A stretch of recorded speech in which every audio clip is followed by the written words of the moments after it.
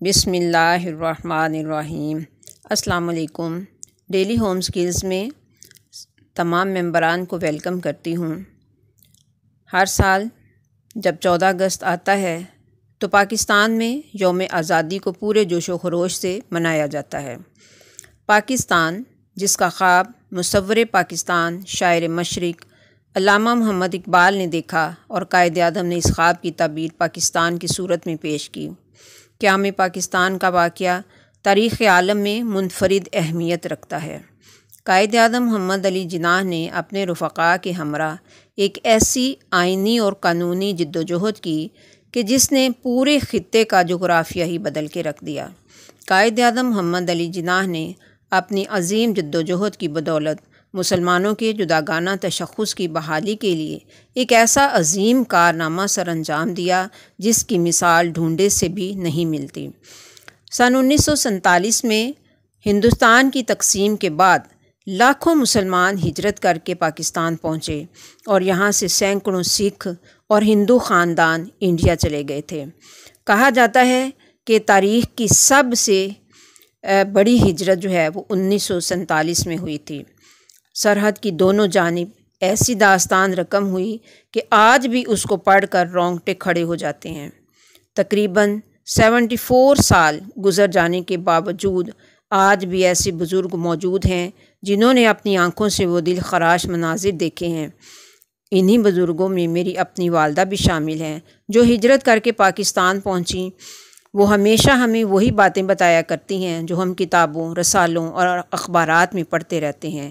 میری والدہ کی عمر ماشاءاللہ اس وقت 98 ایئرس ہے، اور آج بھی جب وہ ہمیں پاکستان بننے کی داستان سناتی ہیں تو لگتا ہے جیسے ان کے سامنے وہ سارے مناظر ایک فلم کی طرح چل رہے ہیں اور ابھی تک سارے تازہ ہیں۔ سب بڑے شوق سے ان سے ہجرت کی باتیں سنتے ہیں۔ اسی طرح سے ملک کے گوشے گوشے میں ایسے ہی بزرگ آزادی کی المناک داستانیں اپنے سینوں میں لیے ہوئے بیٹھے ہیں۔ آج کے بچے پاکستان کی آزادی کا دن بڑے جوش و خروش سے مناتے ہیں، لیکن وہ بالکل بھی نہیں جانتے کہ پاکستان کی قیمت چکانے والوں نے کیا کیا درد سہے ہیں۔ آج کا بچہ اور نوجوان بس ہلا گلا اور جنک فوڈ کھانے میں مصروف ہے۔ آج کے بچے اور نوجوان ایسی قیمت چکانے کا تصور بھی نہیں کر سکتے جو ہمارے بزرگوں نے چکائی ہے۔ 14 اگست وہ دن ہے جب مسلمانوں کی بیٹیوں، ماؤں اور بہنوں کو ہندو اور سکھ اٹھا کر لے گئے، ان کی آبرو ریزی کی گئی۔ یہ وہ دن ہے جب دودھ پیتے بچوں کو ماؤں کی گود سے چھین کر ان کو بے دردی سے قتل کر دیا گیا اور ان کی لاشوں کو برچھیوں پر لہرا کر کہا گیا، لو بن گیا پاکستان اور مار دیا مسلمان۔ یہ وہ دن ہے جب خواتین نے اپنی آبرو بچانے کے لیے کنوؤں میں چھلانگیں لگا دیں، ماؤں نے اپنے جگر گوشوں کو اپنے ہاتھوں سے گلا گھونٹ کر پھینک دیا کہ ان کے رونے سے باقی لوگ نہ پکڑے جائیں۔ معروف مورخ اور دانشور ڈاکٹر سعید ملک نے اپنی کتاب خون مسلم ارزاں ہے، اس میں لندن ٹائمز کے نامہ نگار آئن مورسن کی 3 رپورٹس نقل کی ہیں۔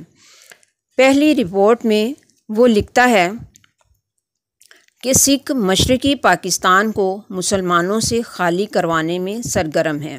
وہ ہر روز بے دردی سے سینکڑوں افراد کو تہ تیگ کرتے ہیں اور ہزاروں کو مغرب کی جانب بنو کے شمشیر بھگا دیتے ہیں۔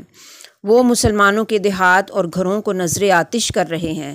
اس ظلم و تشدد کو سکھوں کی اعلیٰ قیادت نے منظم کیا ہے اور یہ خوفناک کام بڑے ہی معین طریقے سے علاقہ با علاقہ کیا جا رہا ہے۔ پھر دوسری رپورٹ میں وہ لکھتا ہے، امرتسر میں 8 اگست کے بعد مسلمانوں کے محلوں کے محلے دھڑا دھڑ جلنا شروع ہو گئے تھے۔ یاد رکھیے کہ یہ امرتسر جو ہے یہ میرے بھی والدین کا شہر ہے۔ میرے والدین نے بھی یہ مناظر دیکھے ہیں۔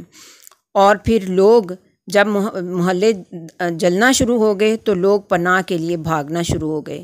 13 اور 14 اگست کو پورا امرتسر شعلوں کی لپیٹ میں آ چکا تھا۔ 15 اگست کو امرتسر میں ہندوستان کا یوم آزادی بڑے ہی عجیب طریقے سے منایا گیا۔ سپہر کو سکھوں کے ایک ہجوم نے برہنہ مسلمان عورتوں کا جلوس امرتسر کے گلی کوچوں میں نکالا، ان کی آبرو ریزی کی اور پھر بعض کو کرپانوں سے ٹکڑے ٹکڑے کر دیا اور بعض کو زندہ جلا دیا۔ تیسری رپورٹ میں وہ مسلمانوں کے ایک 20 میل لمبے قافلے کے بارے میں خبر دیتا ہے کہ اس قافلے میں 20,000 سے زائد افراد تھے اور ان میں سے اکثر پیدل ہی پاکستان کی جانب بڑھ رہے تھے۔ ایسے ہی کئی اور قافلے مشرق سے مغرب کی طرف رواں دواں تھے، آبلا پا، تھکان سے چور، بھوکوں کے مارے، سفر کی صعوبتوں سے نڈھال۔ 2 ماہ بعد وہ لکھتا ہے کہ 70 لاکھ سے زائد مہاجرین گرتے گراتے پاکستان پہنچ گئے۔ وہ بالکل بے سر و سامان تھے، ان کے پاس تن کے کپڑوں کے سوا اور کچھ نہ تھا اور ان کپڑوں کی بھی اکثر دھجیاں اڑی ہوئی تھیں۔ یہ وہ دردکشان بلا تھے جنہوں نے معصوم بچوں کا قتل، لاشوں کی قطع بریدی اور عورتوں کی بے حرمتی اپنی آنکھوں سے دیکھی تھی۔ راستے میں ہر قدم پر موت ان کی گھات میں تھی۔ ان میں سے ہزاروں بھوک اور بیماری سے راستے ہی میں جاں بحق ہو گئے یا سکھوں کے خون آشام جتھوں نے انہیں موت کے گھاٹ اتار دیا۔ بہت سے پاکستان کی سرحد پر پہنچتے ہی ابدی نیند سو گئے۔ ایک مہاجر ٹرین فیروز پور کی طرف سے قصور آ رہی تھی، گنڈا سنگھ والا اسٹیشن پہنچ کر رکی۔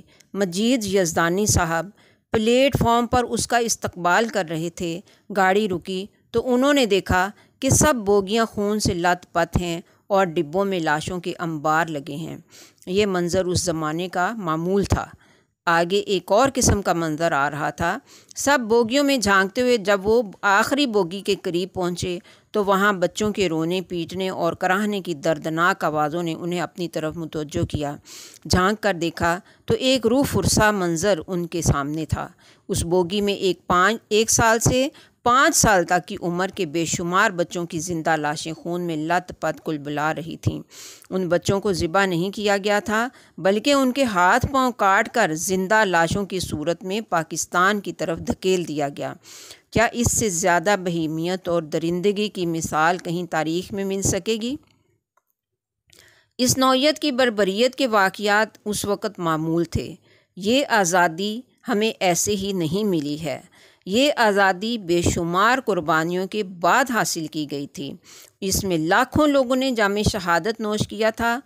اب ضرورت اس امر کی ہے کہ تحریک پاکستان میں شہید ہونے والے بزرگوں، عورتوں اور بچوں کے خون سے سیراب ہونے والے اس ملک کی قدر کی جائے اور اپنی عیاشیوں کو چھوڑ کر اس ملک کو مستحکم کرنے میں کردار ادا کیا جائے۔